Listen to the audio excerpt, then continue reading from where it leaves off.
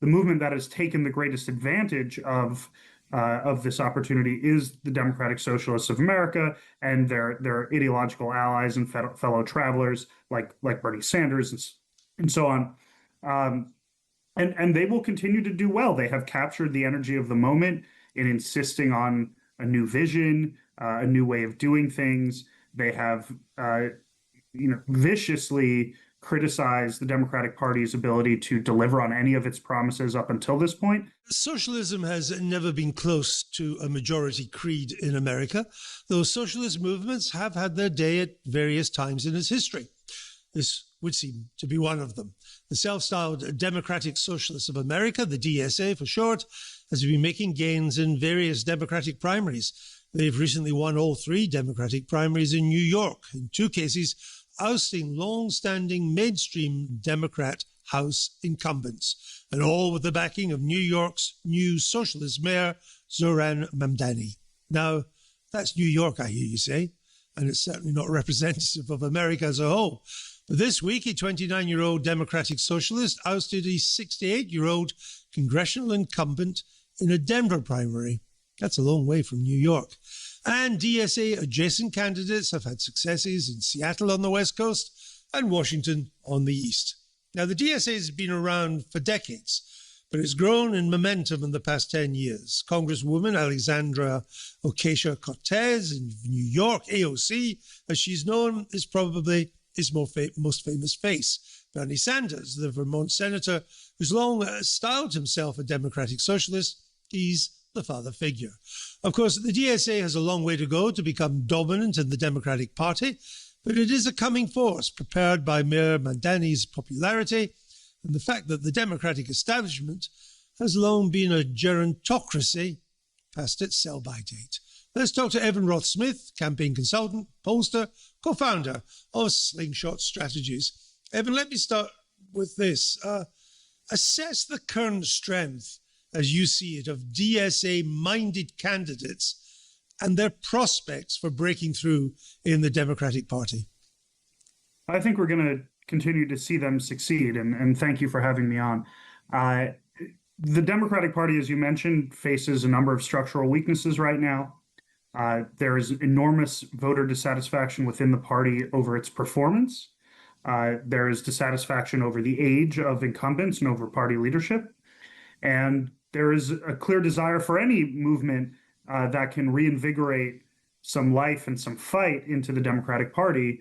It would be primed to have some success. The movement that has taken the greatest advantage of this opportunity is the Democratic Socialists of America and their ideological allies and fellow travelers like Bernie Sanders and so on. And they will continue to do well. They have captured the energy of the moment in insisting on a new vision, a new way of doing things. They have, viciously criticized the Democratic Party's ability to deliver on any of its promises up until this point. That's how you see what happened in Colorado, where a very progressive, an established 30-year liberal who took what were at the time very bold votes on things like the Iraq War, losing to someone who had never held public office before, because the dissatisfaction with the party, the insistence that there must be a better way of doing things, there must be more that we can fight for, is resonating considerably within the Democratic base right now. No, the Denver result is significant. Is Mayor Mamdani, should we regard him as the unofficial national leader? Of the Democratic Party or of the Democratic Socialists? Oh no, of the DS, of this movement. Of the DSA, without a doubt. So between him and Alexandria Ocasio-Cortez, right? And their relationship is interesting, right? He was a junior local legislator from the district she represents in Congress for several years until he threw his hat into the ring in a long shot bid for mayor, in which he prevailed. So they've known each other for a while. They aren't just meeting up in the limelight.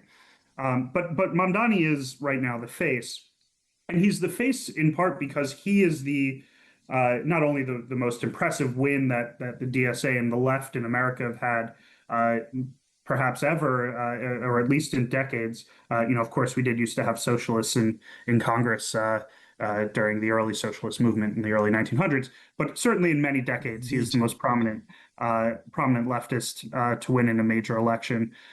You can't write off the mayor of New York as just having won a little neighborhood or a couple crazies. It's New York City. It's the largest city in the country. Sure. But he's the face in no How small is part. let me just ask you this. Sorry to interrupt you. How is the Democratic establishment reacting to its recent defeats? I mean, I guess it must be a little bit rattled. Rattled would be the right word. I think the establishment itself, many of the actual people who are in charge of running the national caucuses, like Congressman Hakeem Jeffries, who is the presumptive next Speaker of the House, should Democrats retake Congress in the fall, which seems very likely. They simply see this as, well, it's 6 or 7 seats, right, in a caucus of right 200 and by the end of the cycle 200 and hopefully 18 220, something like that. So they seem to look at this and say, well, it's small numbers, but the numbers are growing exponentially, right? And so it does seem like a movement that has legs. It's a movement that gets a lot of attention, and it's a movement that will continue to grow in all likelihood within the Democratic Party and be very influential during the 2028 presidential cycle in terms of the demands that voters are making of the party, that activists are making of the party. And that has more so than the actual internal mechanisms of the party. I think that has many donors to the Democratic Party rattled. It has some strategists rattled who would like to see the party go in a different direction or feel that it needs to go in a different direction in order to remain competitive at a national level and in swing districts and swing states. So there is some concern in terms of the people who will actually have to engage with and manage these new incoming members of Congress.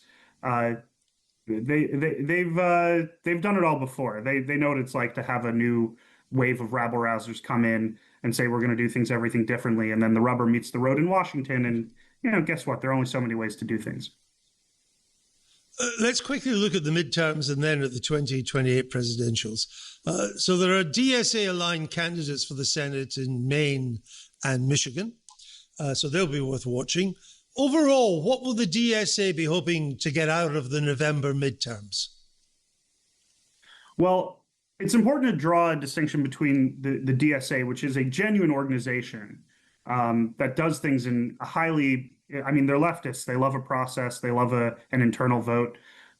It's highly regimented and highly organized and thought through. And then there are sort of attached, the left movement more Sure. widely.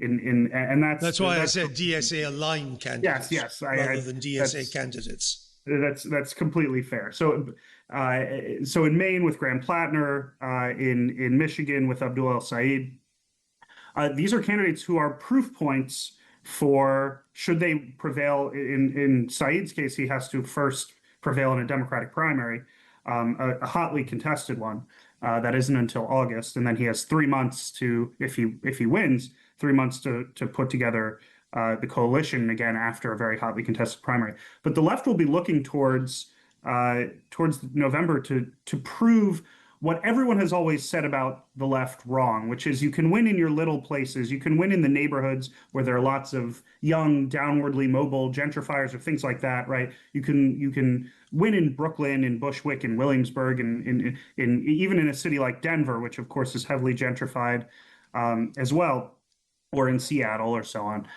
But in terms of the big races, in terms of the tough races, in terms of a swing seat, which Maine and Michigan both are, you need to leave it to the grown-ups, right? You need to leave it to the moderates and the triangulators and the folks who really know how to win a tough election.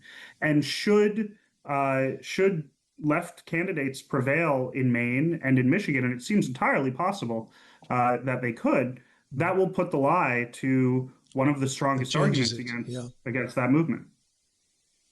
Right. Let me just finally briefly ask you this. Are the Republicans, as they watch this, are they worried or are they delighted? Well, they're delighted until they're not, right? They see, of course, Until they're not delighted. Right. Until they lose. How many Democrats were delighted when Donald Trump became the Republican nominee in 2016, and then we spent the next 10 years not being so delighted. So we will see, right? Republicans right now see an opportunity and are chomping at the bit to hang some of these left-leaning candidates, particularly the ones who have been less disciplined in terms of how they speak publicly about some of their beliefs, to hang them as an albatross around the neck of the wider Democratic Party. Tried and tested strategy, right? Make sure the Democratic Party is associated with its most radical elements, its most extreme, Right. the most extreme beliefs of the most extreme members, and of course. What's good for the goose is good for the gander. Democrats do this to Republicans as well. Whether it takes, I mean, the voter anger here is real. So whether it takes is another story. Well, we shall see. The populist right is taking control of the Republican Party, so I'm not surprised the populist left thinks its time has come to take control of the Democrats. It's a fascinating development which we'll keep an eye on. Evan Roth Smith, thanks for joining me on Times Radio.